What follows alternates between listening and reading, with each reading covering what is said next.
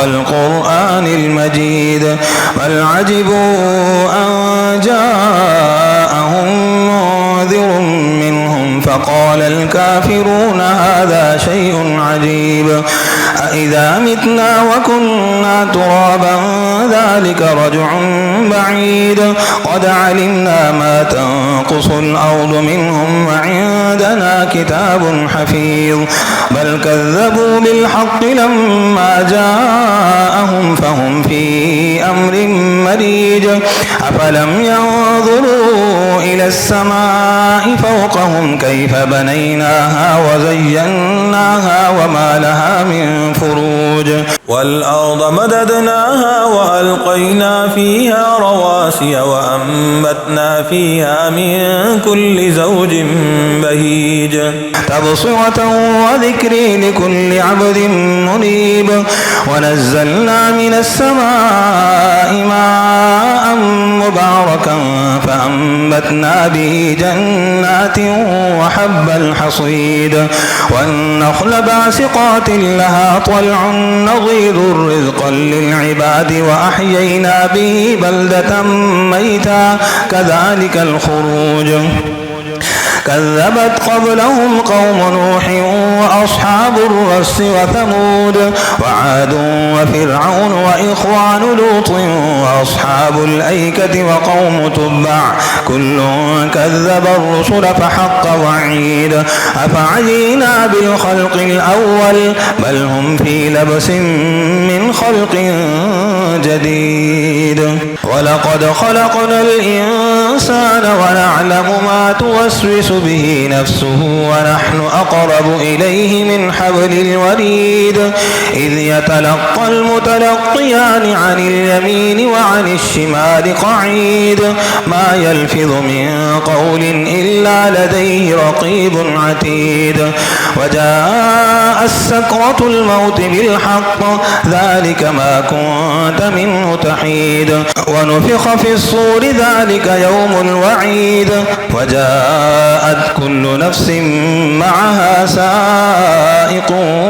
وشهيد لقد كنت في غفلة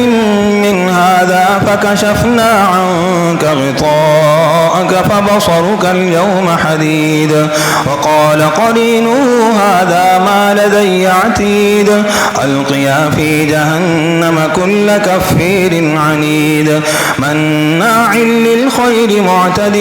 مريب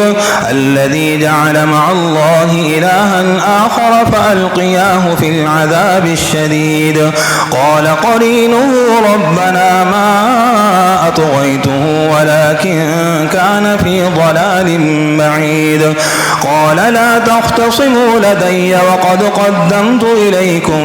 بالوعيد ما يبدل القول لدي وما أنا بظلام للعبيد يوم نقول لجهنم هل امتلأت وتقول هل من مزيد وأزلفت الجنة للمتقين غير بعيد هذا ما توعدون لكل أواب حفيظ من خشي الرحمن بالغيب وجاء بقلب منيب ادخلوها بسلام ذلك اليوم الخلود لهم ما يشاءون فيها ولدينا مزيد وكم أهلكنا قبلهم من قرن هم أشد منهم بطشا فنقبوا في البلاد هل من محيص إن في ذلك لذكري لمن كان له قلب أو ألقى السمع وهو شهيد ولقد خلقنا السماوات والأرض وما بينهما في 6 أيام وما مسنا من لغوب فاصبر على ما يقولون وسبح بحمد ربك قبل طلوع الشمس وقبل الغروب ومن الليل فسبحه وأدبار السجود واستمع يوم ينادي المناد من مكان قريب يوم يسمعون الصيحة بالحق ذلك يوم الخروج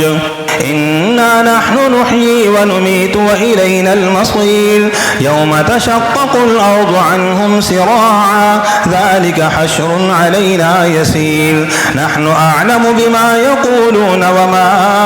أنت عليهم بجبير فذكر بالقرآن من يخاف وعيد.